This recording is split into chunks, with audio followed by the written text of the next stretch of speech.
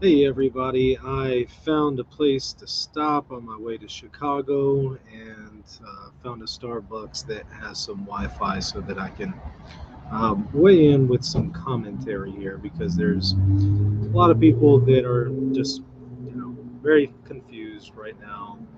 What is going to happen next? Is the seat vacant? I was hoping the Senator those people who believe that the see is vacant and Pope Francis isn't the Pope. I was hoping that they would give us a few days to mourn the loss of Benedict XVI. Unfortunately, they have not. So, since the question is being raised, well, here we are. We're going to have to go over it. So, fortunately, we're not going to get enough time to mourn this before we have to go right back into battle with these set of contests, which I noted were going to grow significantly once Benedict passes, because there were plenty of people who felt that Benedict is or was the true Pope and Pope Francis wasn't. So, um, predictably, when he passed, a lot were going to become set of contests, which seems to be the case. Case in point, one that I called, which was pretty predictable, was Patrick Coffin. Here's what he says. Let's see. The Pope has entered eternity. Rest in peace. The impeded see is now vacant. So it's very clear he's a set of contests. He believes the see is vacant. May the pre 2013 Cardinals do the right thing and avoid yet another antipope. So he believes unless the 2013 Cardinals intervene right now, he's going to say 2013 Cardinals because he believes that the Cardinals, that Pope Francis has put in the place aren't actually Cardinals. So he's going to say the 2013 ones have to elect the new Pope. Otherwise, we're just going to continue to have more and more anti-popes. So when Pope Francis passes and they elect a new pope, there that's going to be an anti-pope according to Patrick Coffin, which is very unfortunate and sad to see. And like I said, we don't even have a chance to mourn the loss. I mean, it's literally the day of we get this message from Patrick Coffin. So, and he's not alone. It's not just him. There's many others who share his perspective, and so it's something that needs to be addressed. Some kind of weird noise going on out here. I'm not sure what that is, but it's pretty odd sounding. Sorry for the poor quality. Like I said, kind of had to find a place to stop and found a place with Wi-Fi. But anyways, I want to look at some comments, by the way, that were just recently made about this situation um, on social media and interact with some of it because I think that they express the comments that a lot of people have. One of them is this, and this is in relation to a post that Matt Frad just made a few hours ago, a community post. He says, "Make no mistake about it, it is an act of schism and therefore a grave sin for Catholics to deny the papacy of Pope Francis," which I agree. Now, certain Catholics, beginning from false premises but being logically consistent in the wake of the death of Pope Emeritus Benedict XVI, are officially set of contests. I think some people who bought into Benedict as Pope are going to walk back that position and say, okay, I accept Francis. But I think the bulk aren't going to walk back. Because again, the reasons that led them to this position still exist, and that is Pope Francis. Pope Francis is really what led them to that position. Shame on any Catholic who legitimizes this position, saying that it is within the realm of orthodoxy. Saint Anthony of Padua, hammer of heretics, pray for these people. Well said. I concur. Completely agree. I do think that if you're at a point right now where you can't say Pope Francis is the Pope, I accept Pope Francis as the Pope. If that's you, you can't say that. Then to one degree or another, you're in schism. It's as simple as that. That is the definition of schism. So I think we need to realize that and call it for what it is. If you can't accept Pope Francis as the Pope at this point, um, I'll leave alone whether or not you are already in schism. But at this point, you're certainly in schism. If you can say, yeah, I'm in communion with him, he's the Pope. And that's, again, a problem. Why is schism an issue? Well, schism is a separation from Christ's body. And if you have a separation from Christ's body, that impacts your unity with Christ himself. So it's certainly a problem. All right, but here's some comments that I notice are coming up frequently. Let me see here. I'm not going to say who made these comments, but one of the comments was to the effect that um, you have issues like Pachamama with Pope Francis. And so they say, look, you have an idolatrous pope, or he's a heretic pope. That proves that he's an antipope or isn't the pope at all. Now, I've gone into the Pachamama question many times, so I can just simply refer you to those videos if you want an in-depth discussion on those. But I do take the position that he did not commit any acts of idolatry, so I don't think that we're dealing with an idolatrous pope. However, even if we were, that would not mean he automatically loses the papal office. There were some people who historically took that position, but that would just be a theological opinion. It would be nothing actually juridical or canonical. And that's where it's really going to count. For better or worse, in canon law, we don't have anything that really addresses what happens to the papal office if a pope were to commit the act of idolatry. We just don't have a canonical process for that, for better or worse. I personally am of the opinion that a pope should put into canon law the process to deal with such situations, but right now we don't have one. So, unfortunately, if the pope were to commit an act of idolatry, um, there's nothing in canon law that would indicate that he would automatically lose the papal office. Um, but like I said, maybe check out the video that I've done on Pachamama specifically for why I don't believe that he committed any acts of idolatry. As far as heresy, I have not seen Pope Francis teach anything heretical. I know that there are some instances that people have brought up to say this is heresy. I've addressed specific instances, Amor Laetitia or the death penalty, for instance. I have multiple videos on those. I don't believe that he's taught anything heretical. So I still think that the burden of proof is on individuals who make that claim. But even if he were to have taught something heretical, that would not mean that he has lost the papal office. Again, some people historically have taken the position he would automatically lose the papal office, but that's just a theological opinion. Again, there's nothing canonical to back that up. So that theological opinion is not enough to really say, what should we do if we're really faced with this situation? And fortunately, we're not faced with that situation because Pope Francis hasn't taught anything heretical. So that's what I would say as far as well, are we just going to ignore the fact that Pope Francis or that Francis is an idolater? No, I don't think we're ignoring anything. That being said, I don't think that we have to say that the Pachamama event was a good thing. I have some legitimate criticisms. I think they're legitimate criticisms about the issue. And I've offered those again on the videos where I've engaged the Pachamama question. I think that it was scandalous in appearance, and I also would say that it was incredibly imprudent because the average person is going to interpret that as idolatry. Because frankly, the average person, when they just see us Catholics venerating a statue of the Virgin Mary, they think that that's idolatry. How much more is the average person going to think that what was done in the Vatican Gardens was idolatry? So I don't think it was the right move. It was imprudent and scandalous in nature because of the appearance that it gave, even if the intentions and motivations were not to be one of idolatry. So I don't think that we have to be just okay with everything about Pope Francis and this pontificate. No, I want to say people who just think everything's okay in the church, they're delusional. Everything's not okay. There's a huge crisis in the church right now.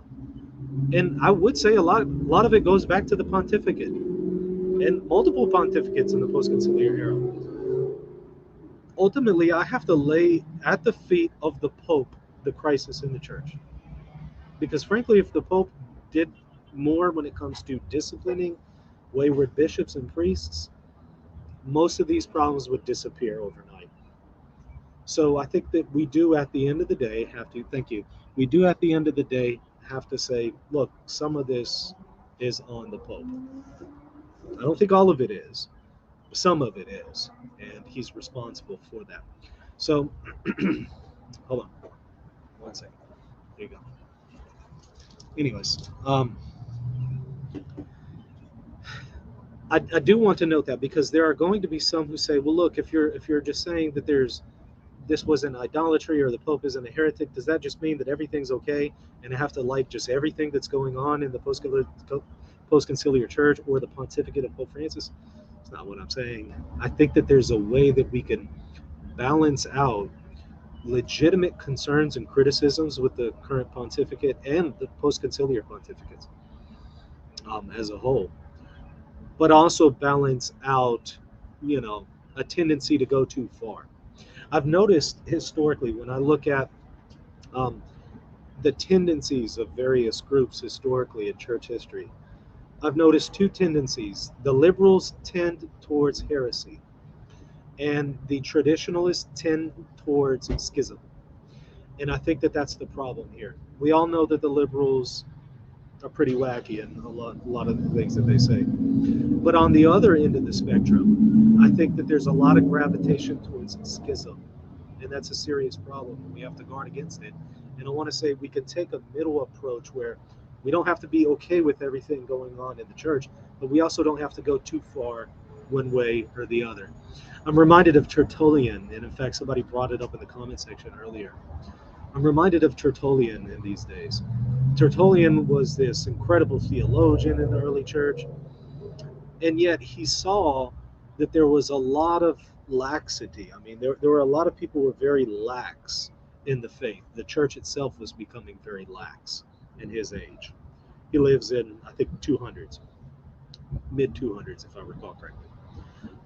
He saw a lot of, you know, people who were just kind of going astray from the faith and being lax in the faith. And he became very much a rigorist to combat people who were being lax in the faith. Now, it was a legitimate problem that he was concerned about. People were being lax. That was a legitimate problem that he had in that day and age, to an extent. That being said, he went too far into schism, into the Montanist schism. And that is also, I think, indicative of people today. They see legitimate problems in the church, but they don't criticize them properly in some cases. They end up going too far, kind of like Tertullian did with the Montanist schism. And I think that that's, again, a tendency that we need to avoid. Those of us who love tradition, our danger is not going to be so much heresy, although I have seen some people who claim to hold the tradition who are heretics. But we tend not to gravitate towards heresy because we want to preserve tradition. What we tend to do is we want to preserve tradition to the extent that we're willing to even break communion with the Roman pontiff over something that's not dogmatic or definitive or essential to the faith. And again, that's a serious concern. I want to read another comment to you. Again, I'm not going to mention who these people are, but one comment that I came across was this. What about antipope situations? Antipopes happen many times throughout history. This is something that comes up a lot, and it is true. There have been many instances where you have antipopes. Most of these instances of antipopes was prior to the printing press. It's a lot harder to have situations of an antipope whenever you have communication the way that we have, and also now that we have the College of Cardinals.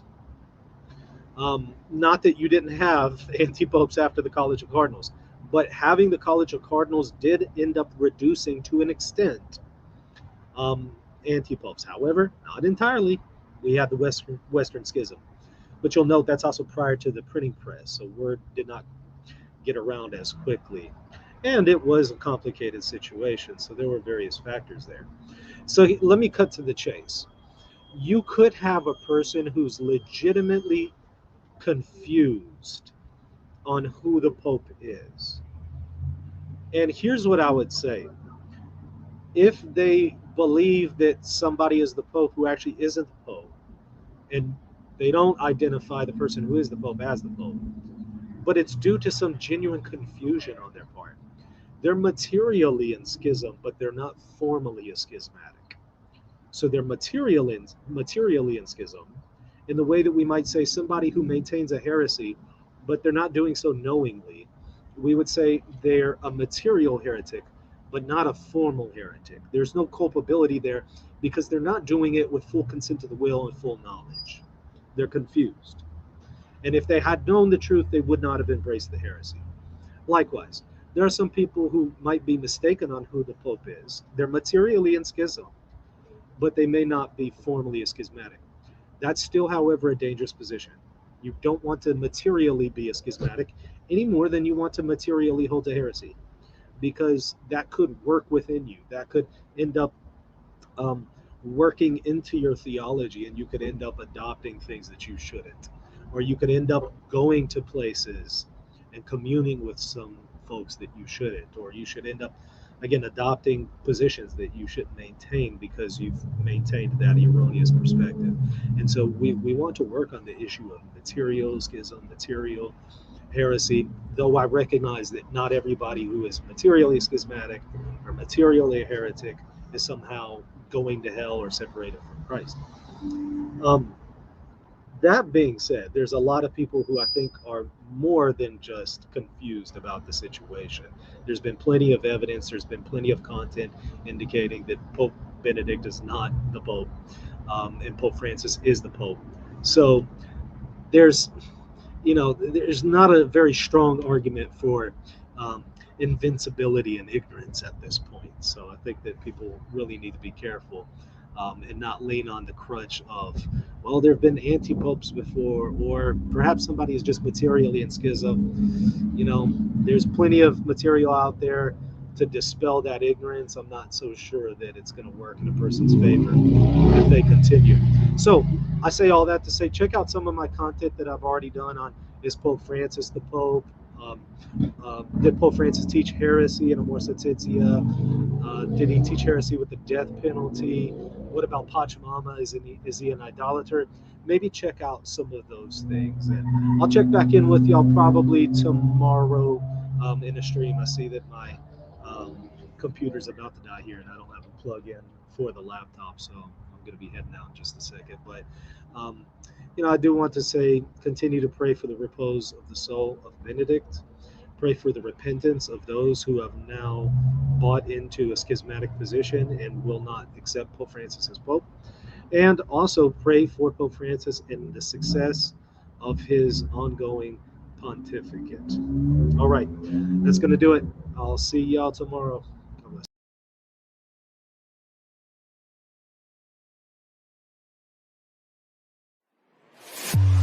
If you're looking to buy or sell a home, office, or any kind of property anywhere in the world, you're going to want to call Real Estate for Life, and they're going to connect you with a Catholic agent. Now, that agent will donate a portion of their commission upon sale, and Real Estate for Life will donate 75% of that gift to a pro-life organization at no cost to you.